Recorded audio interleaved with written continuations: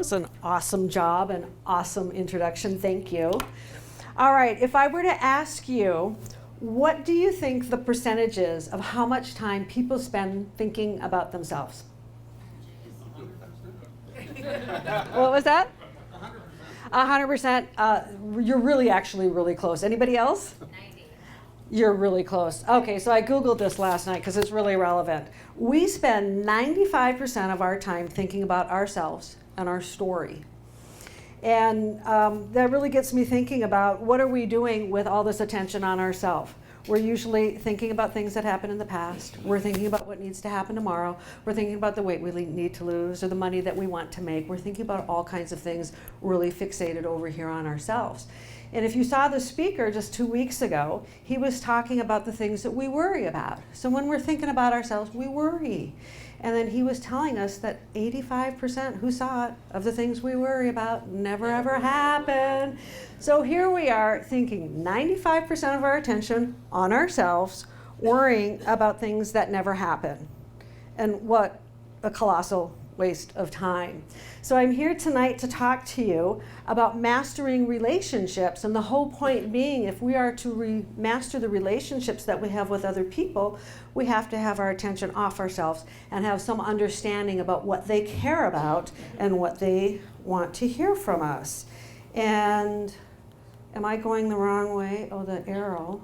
All right. So in order to understand what they care about, we're going to talk a little bit about personality science. And why they buy is rooted in personality science, which goes back hundreds of years, and there's many assessments, and people say that there's 4 personality types. What is the big game changer about this methodology is the founder of our company stepped way back and widened way back and went, well, if there are 4 personalities, I wonder, do they make decisions differently? And guess what she found out? Yes, they do. People need to hear things in a way that makes sense to them. And yet most of us are running around selling our products and selling our services in a way that makes sense to me, you're right, or to us. And so the way to get around that is understanding who these personalities are, what do they need to hear from you, and how can you adapt your product or your service in a way that actually makes sense to the client.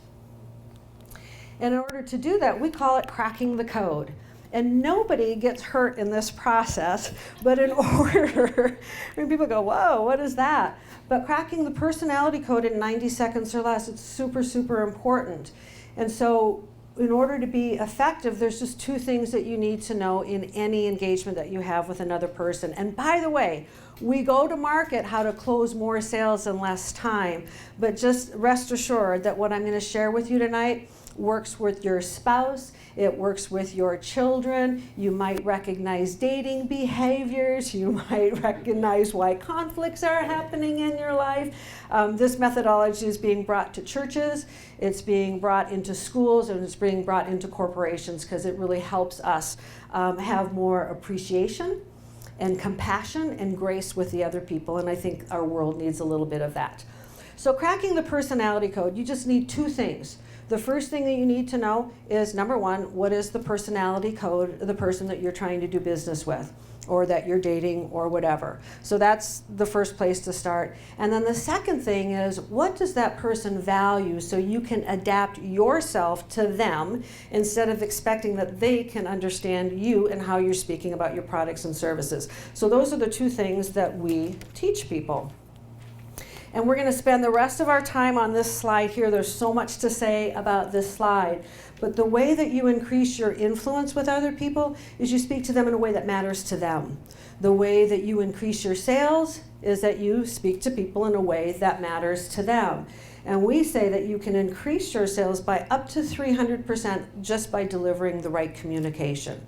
All right? And so the question really is this: does how you sell, because is everyone in here selling something? Does how you sell align with why they by. And that's what we're going to get to today. So I mentioned that there are 4 personalities, and we have them in bank as well. The B and the A and the N and the K all refer to a personality. So as I go through this tonight, take some time and see what you resonate with, because you have one as well. And so see if you can't identify yourself in these personality codes. And then also pay attention to maybe the relationships that you've had, or if you're like me, there was one, I didn't recognize it as a personality, but I run a digital agency as well. And there was a certain personality that over and over and over and over again I failed with. And I was just so frustrated, because would I have done that client a service by doing business with me? Yes. But did I get hired? It was no. And I'm like, why? And I'll tell you why. All right, so we call these value cards. It's one of the ways that we crack the personality code. There's actually 4 ways that we do it, but for the purpose of tonight, I'm going to show you the value cards. And the first personality that we have is called the blueprint personality. We gave every personality code a color and a name, and I'm going to give you a point of reference that's going to tell you how they see the world. So we gave this personality color the color blue, because it is the color that corporations use a lot, and it represents credibility and trust. And this is the hallmark of this personality. We gave it the color blue as well, because this person might seem a little cooler in terms of energy. When you meet with them, they might be a little bit more reserved. We have a trainer in our organization that is Blueprint. She said they're naturally skeptical people.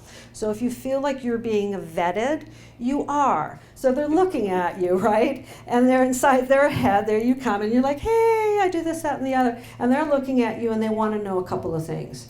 And so we call it Blueprint, because if you've ever seen an architectural design, right? You unroll it, and there it is. There's the blueprint. Now, is it a suggestion? No. Is it a set of guidelines like, hey, we think it'd be a good idea if the wall went over there and the floor went here? No, it's a very precise document. And so sometimes when we run into this personality, we might judge them as being a real stickler. And we might even judge them as being controlling.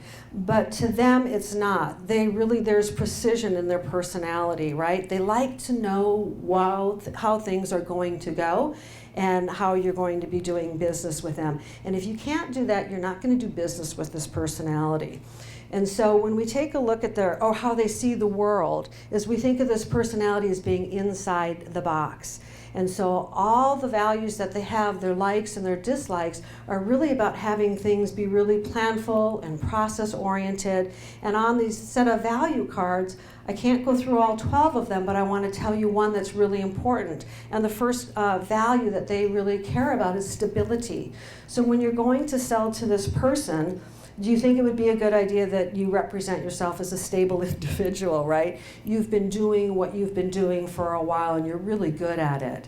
And if you represent a company, they tend to like stable companies that have been around for a while. And whatever your product or service is, you need to relate in such a way that they feel like this is stable and it's a safe decision for them to make. Okay? And one of the things I wanted to also share with you is some of the ways that we get in trouble with this personality when we meet them and we don't understand. There is a reason that they have this set of values, and what they really want to know from you is it safe for me to do business with you? This personality is a little fear motivated, and the biggest fear is that they're going to make a mistake and that it's not safe, that what you offer isn't going to be good for the long term. One of the biggest mistakes that we make with these people is they're value conscious as well.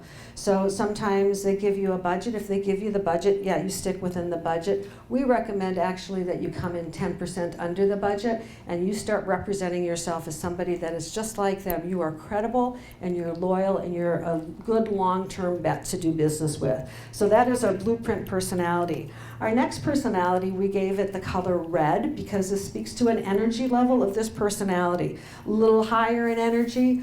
These people are doing a lot of things and they have a cadence. Where blueprint, you don't expect that to be a one-call close. With action personality, it could be a one-call close depending on what you're selling. So this person is motivated by other things. And one of the things that they're motivated is by freedom, by opportunity, and at the end of the day, blueprint wants to be safe, This person wants to win. So whatever your product or service is, you present it in the light that, if you buy this product or service, it gives them the competitive advantage. It helps them make more money. They're very motivated by opportunity and excitement. And sometimes we label this person as being rude or arrogant, because they move a little bit quicker. So if you're ever in a situation where someone's nodding or they start talking over you, it's just you're lagging behind. And so they'll make a quicker decision, they'll get there quicker, and they typically spend a little bit more money because they're not concerned about making the wrong decision. A wrong decision to this personality is just something that they can rule out. It's not a deal breaker for them, like, oh, that didn't work out, and now I know what doesn't work out, and their energy is moving forward. They're always moving forwards to their goal, and so pick up the pace when they give you that clue. The next personality that we have, we give it the color yellow because it's a very warm color, and we give it the name nurturing because this is the hallmark of this personality. You'll meet them in business and you'll recognize them because they're very warm and friendly with you. And when they shake your hand, they might cup the other hand over it, and as they become more comfortable with you, they might start touching your forearm and engaging with you like that. And what they really value is authenticity. You will get nowhere. If they code this first, you will get absolutely nowhere with them if you do not connect with them. So connection is everything to this personality. And they're really motivated by sharing and contributing. So you're going to widen back when you're in the sales situation. You're going to be your real authentic self. They like a lot of eye contact, and they really like to know who you are. And so connecting isn't a one-way street. It's not just like you're putting your attention on that person. You need to let them see who you are as well. It's super important to this person. And the decision-making process is going to have a lot to do with intuition. And so you'll listen to the questions that they ask, and they'll often be saying things like, it either feels good or it doesn't feel good. Or if you're in a team, if you're selling to a number of people in a team, this person might make something like, I can't put my finger on it, but something isn't right. And you will not do that business if that something isn't right and you aren't coming forward and really connecting and being present with this person. The last of our personalities, we give it the color green because this is like the Excel spreadsheet. It's like the matrix. And we call it the knowledge personality. This personality, most salespeople give up on. So when we talk about the sales process could seem like it's taking forever. But it's really important to know what this person is all about. So this is a very smart person. And so when we speak to this person in relation to the box, we say this person is engineering the box. Now, would you come to them, if you know that you're going to see this personality, would you come to them kind of willy-nilly and kind of winging it? No, you wouldn't. You're going to come prepared. And so if you have a white paper or a case study of your product or service or a consumer report, you come because this person loves data. This person loves logic.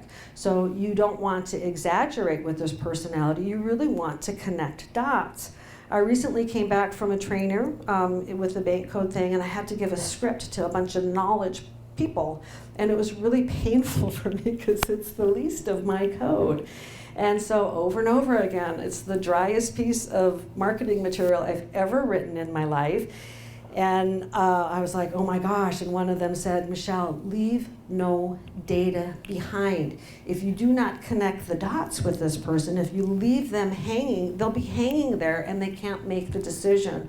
This is also not a one-call close. And what we really recommend is you can close this person, but you're bringing them information and data, and you're asking them, and you're giving them time. I know you need time to take a look at this. Do that. When you circle back with them, did you get a chance to look at that? And is there anything else that you might need from me? And you keep doing that, and you can close this person by just saying, is there anything else that you need before we close the deal? So the important thing to know about the code is that we all have one. And so sometimes we judge another person and just recognize that you have that code as well. The first part of your code is who you naturally are. You do not have to try to be that way. You're just kind of born that way. Right? The second code that you come through as is something that you're working on and maybe you'd like to be a little bit better at. The third code is who you are under stress. And so from here on in, when you see someone out in the world behaving poorly, they're under stress. And depending on what they're doing, they might get really controlling if they're a blueprint. They might get really right and wrong and like that if they're knowledge-based. And part of what is helpful about knowing what the code is just to help people move through whatever they're in. And in a sales environment, the more you know about who they are, the more that you know how to adapt yourself in a way that makes sense to them so that you can close more sales in less time and have better relationship in every area of your life.